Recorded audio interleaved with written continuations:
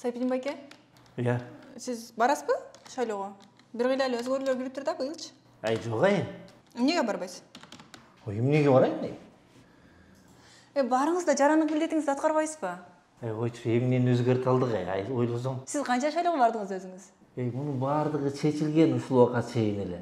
Мен барганда деле, барбаганда деле эч нерсе чечпейм. Көрдүңүзбү, сиз өзүңүз бар элексиз. Мени бас сенин колуңан жетелеп барайын, шайлоого бар деген ордуна, мындай мага үлгү болгон ордуна сиз кайра өзүңүз барбай дейсиз.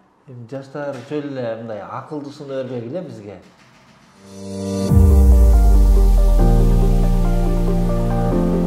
Шайлоо алдында мындай көрүнүшкө ар бирибиз туш болобуз. Бирок көрүү оокат бүтпөйт, а шайлоо чанда гана. Былтыркыдай жыйынтыгы жокко чыгарылып кетпесе эле депутаттарды 5 жылда бир жолу шайлайбыз. Андан кийин сөгөсүзбү же комментарийдин эң ачуусун жазасызбы, айтор кийинки шайлоого чейин эч нерсе кыла албайсыз. Демек мүмкүнчүлүктү туура колдонолу. Аты жөнүм Фатима Аданова. Сиздерге шайлоочулардын укугу, милдети жана жоопкерчилиги тууралуу айтып беребиз.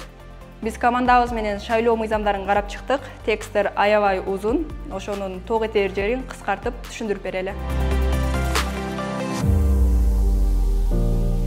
Айылдык, шаардык, жогорку кеңешке депутаттарды, өлкө президенттин шайлоо сиздин түздөн-түз укугуңуз.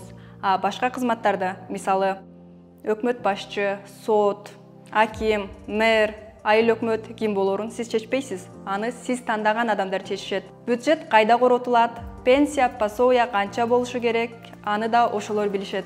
Демек, шайлоо маанилүү. 18ге чыктыңызбы? Добуш бере аласыз. Ал үчүн өзүңүз катталган даректеги шайлоо тилкесинен тизмеңизди алдын ала тактап алыңыз. 119 кыска номуруна паспорттогу жеке номуруңузду жөнөтөсүз. Же 1255 номуруна чалып, кайсы шайлоо участкасында катталганыңызды тактай аласыз. Баса белгилей кетүүчү жагдай, аскер кызматкерлери шайлоого чейин жашаган жерин өзгөртүшү керек болсо, бул тууралуу жетекчисине маалымдашы керек.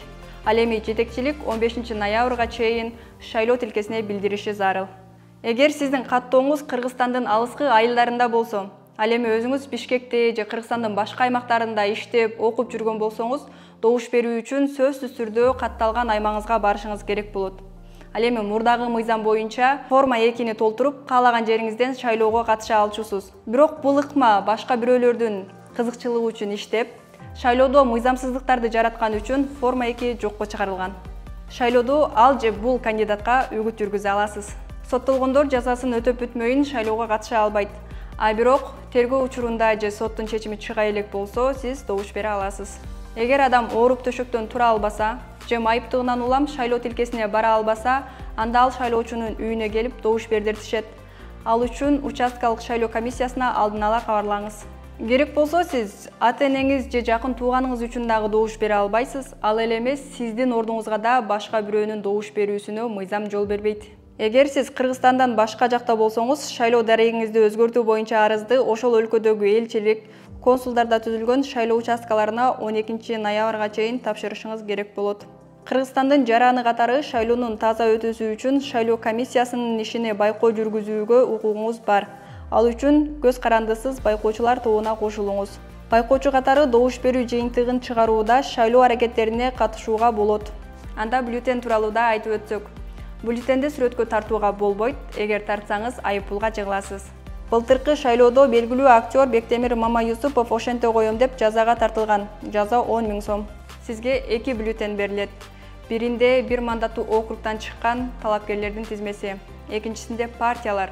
Партиялардын ичиндеги талапкерлердин катар номери. Жакшылап көңүл буруңуз. Партиялардын аты жазылганы менен талапкерлердин аты жазылбайт. Үгүт ишинде менин партиям, менин катар номерим деп көп эле жолу айтышат. Эстеп калыңыз. Бирден ашык талапкерге добуш бере албайсыз. Эгер антсеңиз, сиздин бюллетень жараксыз болуп табылат. Кимге же кайсы партияга добуш бергениңизди эч кимге көрсөтпөңүз. Бирөө дагы, анын ичинде шайлоо комиссиясы да текшерүүгө акысы жок. Баса, камера бар, кимге добуш бергениң билинип калат деген болбогон сөз. Эгер ушундай боло турган болсо, бул мыйзамды кызылдай бузуу. Байкап калсаңыз, милицияга же Боршайкомго кабарлаңыз. Бизге деле билдирип, видеосун жөнөтүп койсоңуз болот. Талапкерлердин, партиялардын сунуштарын, пландарын талдап, таанышып, дараметин билүүгө умтулуу бул шайлоочунун укугу гана эмес, анын түздөн-түз милдети жана жоопкерчилиги. Демек, өлкөнүн келечеги толук түрдө сизден көз каранды. Келгиле, алдыдагы шайлоодо укугубузду пайдаланып, чөнтөк кызыкчылыгынан өлкө кызыкчылыгын жогору коелу. Ар кадамды ойлонуп таштап, жоопкерчиликтүү бололу.